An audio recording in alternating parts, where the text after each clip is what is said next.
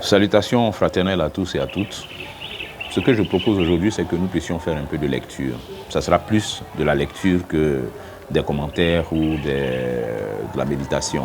Donc on va faire plus de lecture. C'est un exercice qui est intéressant aussi. Faire de la lecture, c'est édifiant et puis c'est plaisant. Ça nous habitue, ça nous amène à prendre plaisir petit à petit à la parole de Dieu. On va prendre le psaume chapitre 15. Psaume chapitre 15. Voilà, je vous invite à suivre en même temps dans votre Bible. Donc prenons le psaume chapitre 15. On va lire tout le chapitre. Il n'est pas long, c'est juste 5 versets. Psaume de David. Ô Éternel, qui séjournera dans ta tente? Qui demeurera sur la montagne sainte, sur ta montagne sainte? Celui qui marche dans l'intégrité, qui pratique la justice et qui dit la vérité selon son cœur. Le psalmiste David qui commence par 2 questions. Qui séjournera dans ta tente? Qui demeurera sur ta montagne sainte? Et il donne les réponses. Celui qui marche dans l'intégrité, qui pratique la justice et qui dit la vérité selon son cœur. Au verset 3, il ne calomnie point avec sa langue. Il ne fait point de mal à son semblable et il ne jette point l'opprobre sur son prochain. Verset 4, il regarde avec dédain celui qui est méprisable, mais il honore ceux qui craignent l'Éternel. Il ne se rétracte point s'il fait un serment à son préjudice. Il n'exige point d'intérêt de son argent et il n'accepte point de don contre l'innocent. Celui qui se conduit ainsi ne chancelle jamais. Ça, c'est une excellente définition, une excellente description de celui qui est agréable à l'Éternel, de celui qui plaît à Dieu. Donc, voilà, le chapitre 15 des psaumes, là, ça nous dit simplement et de façon très parfaite comment on doit être en tant que chrétien, comment on doit vivre pour être agréable à Dieu. Je vous invite à prendre ensuite le chapitre 4 de 1 Thessaloniciens. Donc, on va prendre 1 Thessaloniciens chapitre 4, voilà, que je trouve mon texte. 1 Thessaloniciens chapitre 4. Ça sera tout le chapitre. Voilà, chapitre 4. Lecture. Au reste, frères, puisque vous avez appris de nous comment vous devez vous conduire et plaire à Dieu, et que c'est là ce que vous faites, nous vous prions et nous vous conjurons au nom du Seigneur Jésus de marcher à cet égard de progrès en progrès. Vous savez en effet quels préceptes nous vous avons donnés de la part du Seigneur Jésus. Ce que Dieu veut, c'est votre sanctification. C'est que vous vous absteniez de l'impudicité. C'est que chacun de vous sache tenir son corps dans la sainteté et l'honnêteté, sans vous livrer à une convoitise passionnée comme font les païens qui ne connaissent pas Dieu.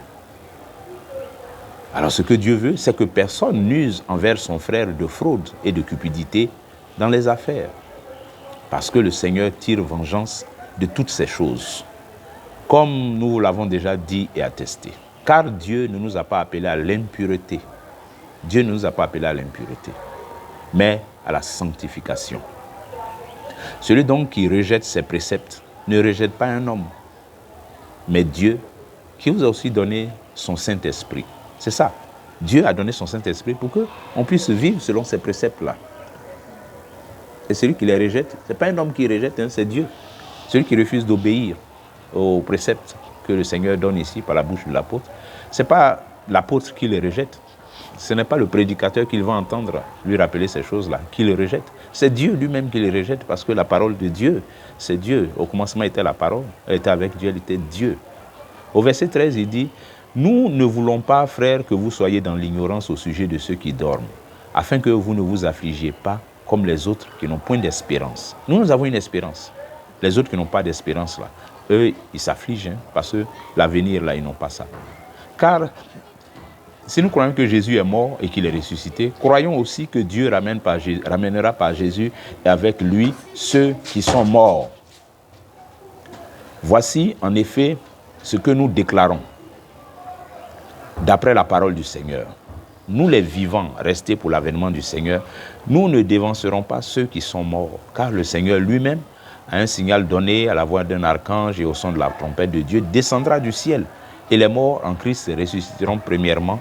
Ensuite, nous les vivants qui serons restés, nous serons tous ensemble enlevés avec eux sur des nuées, à la rencontre du Seigneur dans les airs, et ainsi nous serons pour toujours avec le Seigneur. Consolez-vous donc les uns les autres par ces paroles.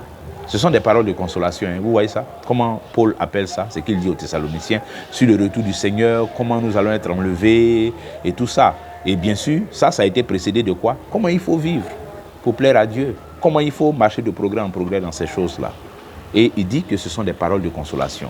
Quand on explique la façon dont Dieu va venir, comment les morts en Christ vont ressusciter premièrement, et puis les vivants également seront enlevés à la suite, et que tous ensemble nous serons toujours avec le Seigneur, c'est une parole de consolation, une parole avec laquelle nous devons nous consoler, nous qui avons cette espérance-là, contrairement à ceux qui n'ont pas d'espérance, qui n'ont pas cette espérance en tout cas.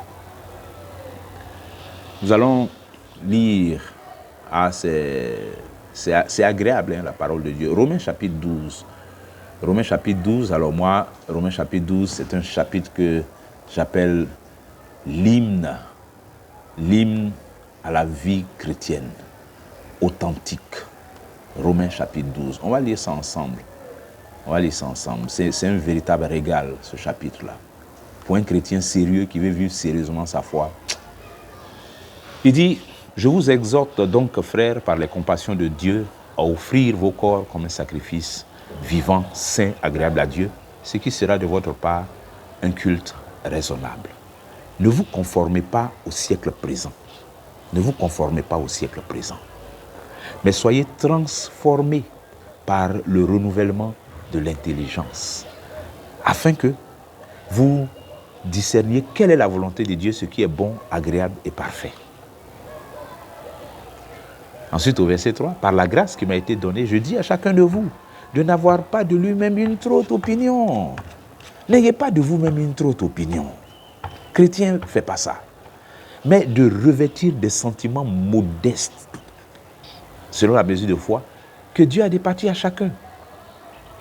Car comme nous avons plusieurs membres dans un seul corps et que tous les membres n'ont pas la même fonction, ainsi, nous qui sommes plusieurs, nous formons un seul corps en Christ et nous sommes tous membres les uns des autres.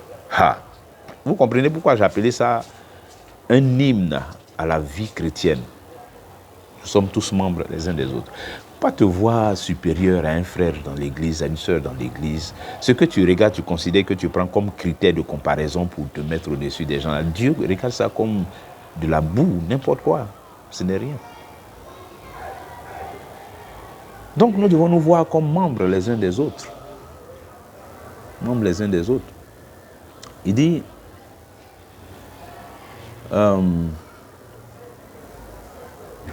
puisque nous avons des dons différents, au verset 6, puisque nous avons des dons différents selon la grâce qui nous a été accordée, que celui qui a le don de prophétie l'exerce selon l'analogie de la foi, que celui qui est appelé au ministère s'attache à son ministère, que celui qui enseigne s'attache à son enseignement, et celui qui exhorte à l'exhortation, que celui qui donne le fasse avec libéralité, que celui qui préside le fasse avec zèle, et que celui qui pratique la miséricorde le fasse avec joie. Voilà l'Église, voilà la vie chrétienne. Voilà l'Église, simplement l'Église de Jésus-Christ. Voilà comment nous devons vivre ça, mes frères, mes sœurs. Voilà ça. C'est simple, là, c'est simple. Oh, Seigneur, aide-nous. Au verset 9, que la charité soit sans hypocrisie, l'amour naquette sans hypocrisie. Laissons l'amour qui est chargé, qui est encombré de trop de choses inutiles, qui pourrissent, qui empoisonnent, qui polluent. Ce qu'on appelle l'amour, et puis finalement ce n'est plus l'amour. Que l'amour soit sans hypocrisie. Apprenons à nous aimer franchement, honnêtement, dans la vérité. Ayez le mal en horreur, attachez-vous fortement au bien. S'attacher, pas s'attacher simplement, mais fortement. Il y a un qualificatif qui accompagne ça. Ayez le mal en horreur. Mais apprenons ça, que nos cœurs là soient éduqués à avoir le mal en horreur, que le mal soit horrible à nos yeux, à nos oreilles. Oh, verset 10, par amour fraternel, soyez pleins d'affection les uns pour les autres. Pleins d'affection. Par honneur, usez de prévenance réciproque. Ayons de la considération les uns pour les autres. Au verset 11, ayez du zèle et non de la paresse. Soyez fervents d'esprit, servez le Seigneur. Voici la vie chrétienne. Pas de paresse, chrétien, pas de paresse. Pas de paresse, ni dans les choses de Dieu, ni dans les, je ne sais pas moi, les autres choses, hein, je ne sais pas comment les appeler, mais en principe, tout ça, c'est les choses de Dieu, hein, parce que tout ce que nous faisons, nous sommes censés le faire comme pour le Seigneur et non pour les hommes. Ça fait partie de notre service à Dieu, qu'on soit dans l'église, hors de l'église, tout ce qu'on fait, c'est un service qu'on fait pour Dieu. Donc, ça doit être fait correctement, avec zèle, sans paresse. Sans paresse, ayez du zèle et non de la paresse, soyez fervents d'esprit, servez le Seigneur. Verset 12. Réjouissez-vous en espérance, soyez patients dans l'affliction, persévérez dans la prière, pourvoyez aux besoins des saints, exercez l'hospitalité. La vie chrétienne normale. Verset 14. Bénissez ceux qui vous persécutent. Et voilà le sommet, le haut niveau de notre spiritualité. Bénissez ceux qui vous persécutent. Bénissez et ne maudissez pas. Ici, là, il n'y a pas de philosophie. Allez trouver des machins, des parenthèses, des cas spéciaux. Non, Paul a dit ça simplement aux frères de Rome. Bénissez ceux qui vous persécutent. Vous êtes l'église de Jésus, vous êtes persécutés, bénissez-les. Bénissez-les. Ce n'est pas de lancer des malédictions, des paroles de quoi l'Éternel va te faire quoi. Non, ce n'est pas ce qu'il a dit, ce qui est écrit ici. Là. Verset 14. Bénissez ceux qui vous persécutent. Pas ceux qui sont gentils seulement, mais ceux qui vous persécutent. Bénissez-les. Et ne maudissez pas. Réjouissez-vous avec ceux qui se réjouissent. Pleurez avec ceux qui pleurent. Solidarité.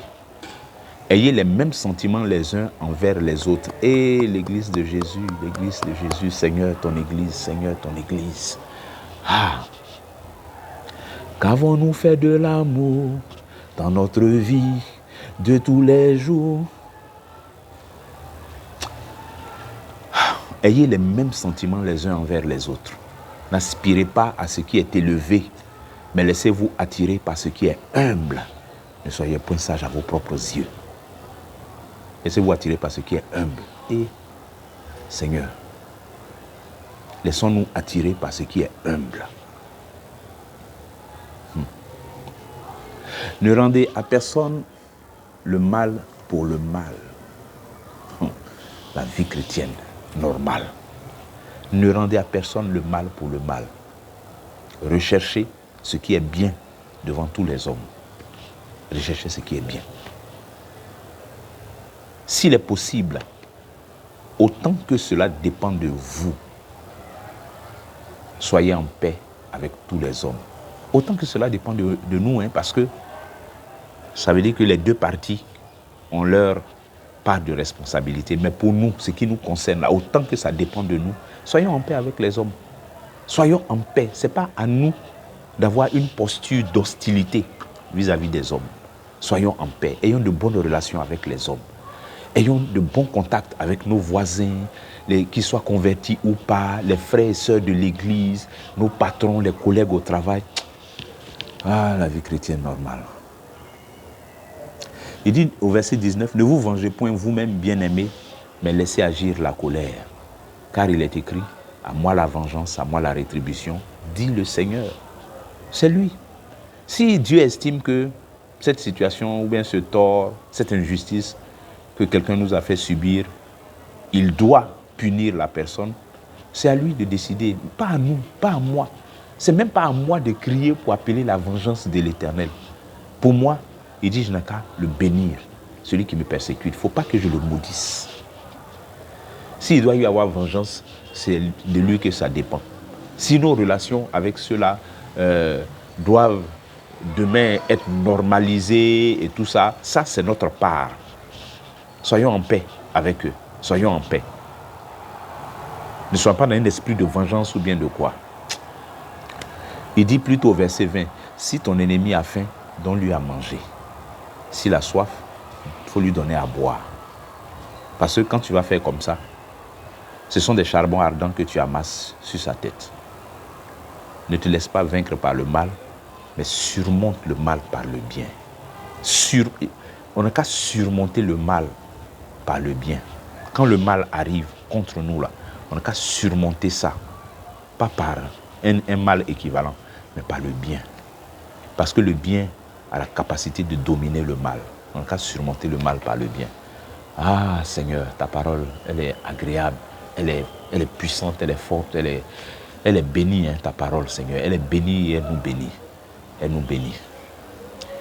Bien-aimés, voilà, je pense que comme moi, vous avez été édifiés par cette lecture, ce temps de lecture. Nous avons lu Psaume chapitre 15, nous avons lu 1 Thessaloniciens chapitre 4 et puis nous venons de lire Romains chapitre 12. Ce sont 3 chapitres qui sont vraiment indiqués pour méditer sur le vrai sens de la vie chrétienne tel que le Seigneur Jésus-Christ nous l'a enseigné, tel que cela a été transmis par les apôtres et tel que les apôtres l'ont transmis à l'Église.